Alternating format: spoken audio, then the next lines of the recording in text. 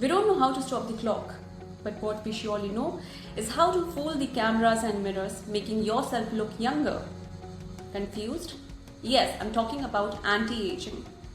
Hello everyone, I'm Dr Roshni Mishra, a cosmetic dermatologist with having years of experience in treating all the skin concern and hair concern, and today I'll be talking about the anti-aging skincare. Number 1, wash your face with gentle cleanser. It is so essential to choose the proper cleanser depending on your skin type. At the end of the day, it is really essential to remove all the dirt, pollutants and excess of oil which has been accumulated over your skin. This helps in better penetration of all the skincare regimen which you are applying. Along with this, it also makes sure to keep your skin very healthy. Number 2, do I need a toner? Well, originally toners were developed to decrease the pH of your skin after washing the face with a high pH containing cleanser. So if you're already using a low pH containing cleanser, there's no need of that toner.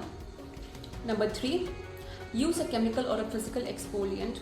Well, as you age, your skin reduces the cycle of removal of the dead skin layer, because of which it is very necessary to choose a physical or a chemical exfoliant depending upon your skin type.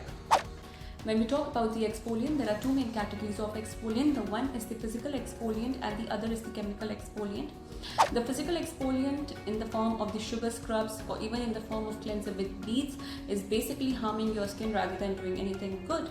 This is going to lead to premature aging, and along with this, it can even strip away the natural oil which is present over your skin. When we talk about the chemical exfoliant, these are present in the form of the alpha hydroxyic acid.